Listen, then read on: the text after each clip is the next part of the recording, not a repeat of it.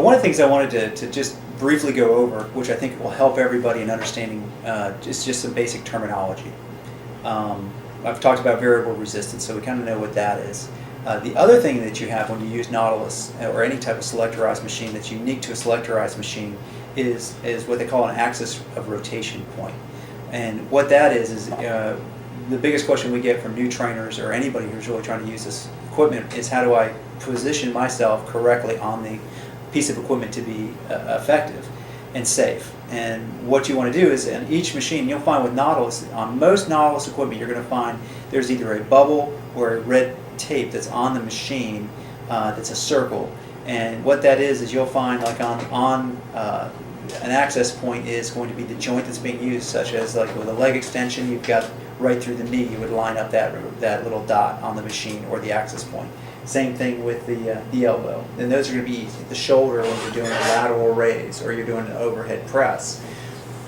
Now the other thing that's important with that is you want to make sure that you're in the right point to make sure your body's aligned, and you want to make sure that your seat and everything is correct to give you the right support. But it's also with the variable resistance is that if you're not positioned correctly, if you're too far back and your limb length is long, or you're too far forward with a long limb length, then you're going to shorten how much that extension goes through. So what happens then is you're no longer taking advantage of that strength curve. That cam unwinds based on the seat position that the person does. So if you're traveling through the range of motion, which is another term I'll go over, but as you're going through that, if you're extending too far on the machine's capabilities to how long your limb length is, you're not unwinding the cam to match your specific strength curve. So it's real important to have someone set you up in the equipment correctly, because when you're sitting in it yourself, a lot of times you can't see it. So even a friend or somebody can get with you and look at it and say, okay, well, your shoulder's lined up at the correct point. And getting with a trainer, of course, is probably the best way to do that. The other thing is range of motion, which is something I just mentioned. And range of motion is really simple. It's going to be your fully extended position. And if we just look at this position here with like a bicep curl, you're fully extended out, and then you're going to have your fully contracted position, which is all the way in here. And so when you hear full range of motion, if you're getting tired in this position and you start pulling up and you can't contract all the way, at that point you've hit what we call momentary muscular failure. And that's another term.